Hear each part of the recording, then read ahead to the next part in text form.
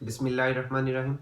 आज हम second year biology का चैप्टर होम्योस्टेसिस, जिसमें जो आज का हमारा टॉपिक होगा वो है टेम्परेचर क्लासिफिकेशन ऑफ एनिमल्स। आज हम इस टॉपिक के अंदर देखेंगे कि टेम्परेचर क्लासिफिकेशन के लिहाज से, टेम्परेचर के लिहाज से एनिमल्स को कितने ग्रुप्स के अंदर तकसीम किया जाता है और उनको दो या जितने भी ग्रुप्स के अंदर हम तकसीम करेंगे उनको यहाँ पर हम डिटेल के साथ पढ़ेंगे।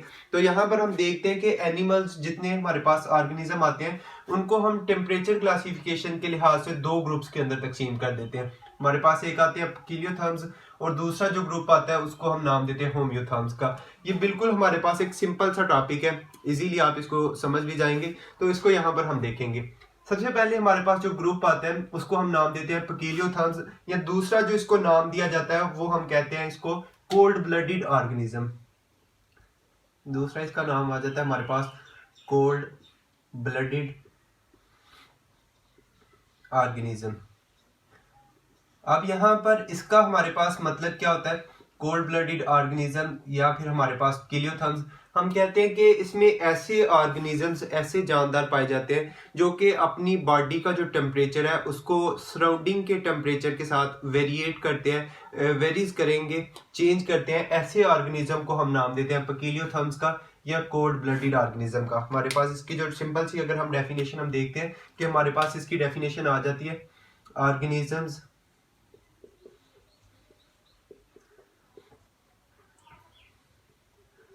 organisms control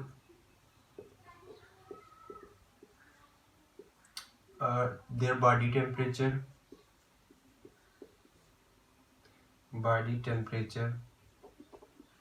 by according to surroundings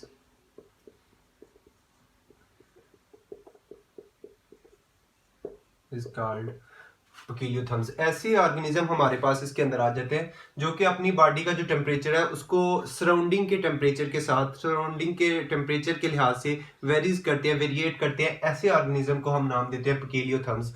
अब अगर हम इसको एग्जांपल देखें, हमारे पास पकीलियोथर्म्स में एग्जांपल कौन सी आ जाती है, तो हम कह सकते हैं कि बर्ड्स या मैमल्स के अलावा जितने भी तकरीबन हमारे पास ऑर्गेनिजम्स आते हैं वो सारे के सारे हमारे पास पकीलियोथर्म्स के अंदर आ जाते हैं। उसमें हमारे पास बहुत सारी इसकी एग्जांपल आ जाती है। हम कह सकते हैं कि हमारे पास एम्फीबियंस जितने भी हैं, एम्फीबियंस।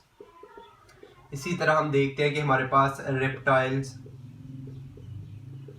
इसी तरह हमारे पास मुख्तलिफ जितने भी हमारे पास ऑर्गेनिज्म है तकरीबन वो सारे के सारे पकीलियोथर्म्स के अंदर आ जाते हैं, जो कि अपना जो बॉडी का टेम्परेचर है उसको इन्वायरमेंट के, उसको सराउंडिंग के टेम्परेचर के साथ वेरिएट करते हैं। उनको हमने पकीलियोथर्म्स के अंदर रख दिया।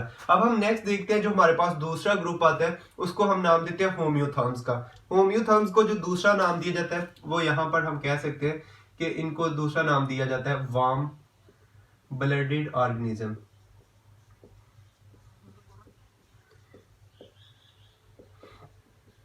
हम देखते हैं कि ये ऐसे हमारे पास ऑर्गेनिज्म इस ग्रुप के अंदर आ जाते हैं जो कि अपनी बॉडी का जो टेम्परेचर है उसको सराउंडिंग के टेम्परेचर के लिहाज से कांस्टेंट रखते हैं। ऐसे ऑर्गेनिजम्स को हम नाम देते हैं होम्योथर्म्स का। तो इसकी हमारे पास डेफिनेशन हम सिंपल सी देखते हैं। हम कहते हैं organism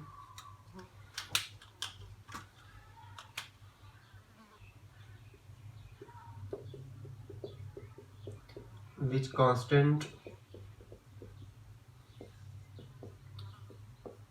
constant their body temperature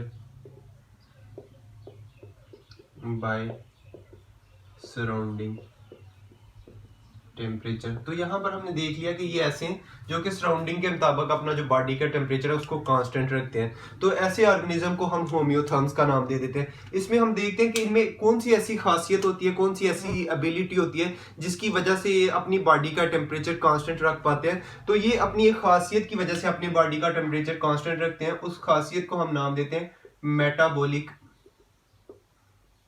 activity का।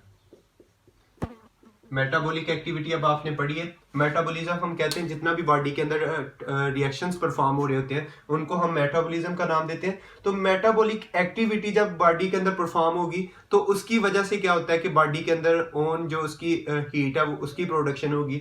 जब बॉडी के अंदर हीट की प्रोडक्शन होगी उसकी वजह से ये जो इनकी बॉडी का टेम्परेचर है ये क्या रह सकेगा, कांस्टेंट रह सकेगा। तो मेटाबॉलिक एक्टिविटी परफॉर्म होने की वजह से ये ऑर्गेनिज्म अपनी बॉडी का टेम्परेचर कांस्टेंट रखते हैं। तो इसमें हमने ऑर्गेनिज्म को दो ग्रुप के अंदर क्लासीफाई किया और उसमें हमने देखा कि एक जो हमारे पास ग्रुप आता है वो ऐसे ऑर्गेनिज्म है जो कि अपनी बॉडी का टेम्परेचर सराउंडिंग के मुताबिक वेरिएट करते हैं, वेरीज करते हैं। तो ऐसे ऑर्गेनिज्म को हमने पैकिलियोथर्म्स का नाम दे दिया। दूसरे नंबर पर हमारे पास थे होम्योथर्म्स, जिसमें हमने देखा कि ऐसे ऑर्गेनिज्म हमारे पास आ जाते हैं जो कि अपनी बॉडी का टेम्परेचर कांस्टेंट रखते हैं। नेक्स्ट हम देखते हैं कि हमारे पास छोटा सा इसमें टॉपिक आ जाता है जिसमें हम देखते हैं कि ऑर्गेनिज्म को कुछ ग्रुप्स के अंदर क्लासीफाई किया जाता है किस बुनियाद के ऊपर, उनकी बॉडी के अंदर जो हीट प्रोडक्शन है, हीट प्रोडक्शन की बुनियाद के ऊपर ऑर्गेनिज्म को कुछ ग्रुप्स के अंदर तकसीम किया जाता है। उनको यहाँ पर हम देखने लगे। अब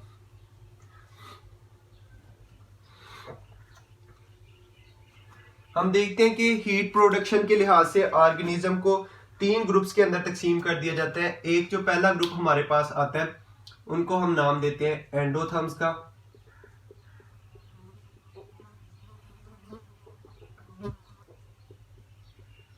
दूसरे नंबर पर हमारे पास आ जाते हैं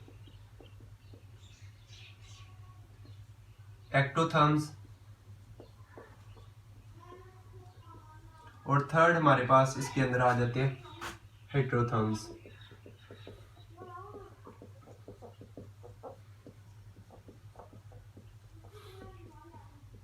सबसे पहले अगर हम यहां पर बात करें एंडोथर्म्स, तो हम एंडो का मतलब होता है अंदर, थर्म्स हमारे पास हीट। तो ऐसे ऑर्गेनिज्म जो कि अपनी बॉडी के अंदर ओन हीट की प्रोडक्शन करते हैं, बॉडी के अंदर मेटाबॉलिक एक्टिविटी की मदद से बॉडी की हीट को जनरेट करते हैं, ऐसे ऑर्गेनिज्म को हम नाम देते हैं एंडोथर्म्स का। ऐसे ऑर्गेनिज्म जो कि सराउंडिंग के ऊपर डिपेंड नहीं कर रहे इतना ज्यादा, बल्कि क्या कर रहे हैं, मेटाबॉलिक एक्टिविटी की वजह से अपनी बॉडी की हीट को खुद प्रोड्यूस कर रहे हैं। ऐसे ऑर्गेनिज्म को हमने नाम दे दिया एंडोथर्म्स का। एंडोथर्म्स में अब हम देखते हैं कि अब इन्होंने मेटाबॉलिक एक्टिविटी परफॉर्म करनी है तो इनको उतनी ही ज्यादा खुराक की जरूरत होगी। क्यों? क्योंकि इन्होंने मेटाबॉलिक एक्टिविटी जब इनकी बॉडी के अंदर परफॉर्म होगी उसके नतीजे में हीट की प्रोडक्शन होगी। तो हीट को प्रोड्यूस करने के लिए मेटाबॉलिक एक्टिविटी जब परफॉर्म की जाती है तो उसके लिए इनको ज्यादा खुराक की जरूरत होती है। इसमें हम देखते हैं कि हमारे पास एग्जाम्पल के तौर पर कौन से आ जाते हैं। तो हम कहते हैं कि हमारे पास फ्लाइंग इंसेक्ट्स वगैरह, इसी तरह हमारे पास सम फिशेज, कुछ हमारे पास फिशेज इसके अंदर आ जाती हैं इस ग्रुप के अंदर। इसी तरह हम कहते हैं कि हमारे पास इसके अंदर आ जाते हैं, इसी तरह मुख्तलिफ ऑर्गेनिज्म आ जाते हैं जो कि एंडोथर्म्स के अंदर आ जाते हैं। नेक्स्ट हमारे पास है एक्टोथर्म्स। एक्टो का मतलब है हमारे पास बाहर, आउटसाइड, एंड थर्म्स का मतलब हमारे पास हीट। ऐसे ऑर्गेनिज्म जो कि अपनी बॉडी की जो हीट है, अपनी बॉडी का जो टेम्परेचर है उसको सराउंडिंग के टेम्परेचर के मुताबिक कंट्रोल करते हैं, ऐसे ऑर्गेनिज्म को हम नाम देते हैं एक्टोथर्म्स का। तो एक्टोथर्म्स में हमने देख लिया कि ये ऑर्गेनिज्म मोस्टली डिपेंड करते हैं सराउंडिंग के ऊपर, सराउंडिंग टेम्परेचर के ऊपर डिपेंड करते हैं, और ऐसे ऑर्गेनिज्म को हमने नाम दे दिया एक्टोथर्म्स का।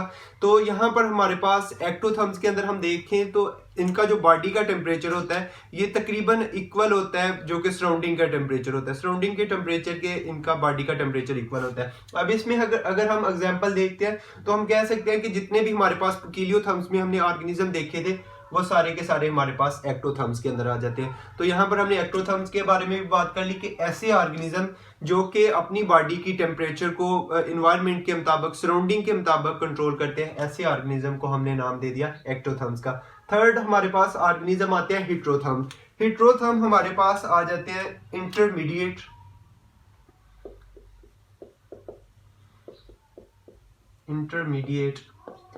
बिटवीन एंडोथर्म्स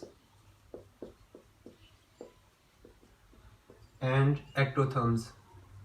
ये ऐसे ऑर्गेनिज्म है हमारे पास जो कि एंडोथर्म्स और एक्टोथर्म्स के इंटरमीडिएट आते हैं। ऐसे ऑर्गेनिज्म को हम नाम देते हैं हेटेरोथर्म्स का। इसकी अगर हम एग्जांपल की बात करें तो हम कह सकते हैं हमारे पास ये जो बैट होती है जिसको हम चमगादड़ का नाम देते हैं, या फिर हमारे पास जो हमिंग बर्ड होती है, ये इसकी एग्जांपल आ जाती है हमारे पास हेटेरोथर्म्स की। तो हमने देख लिया कि ऐसे ऑर्गेनिज्म जो कि इंटरमीडिएट होते हैं between endotherms and ectotherms are called heterotherms. तो इसमें हम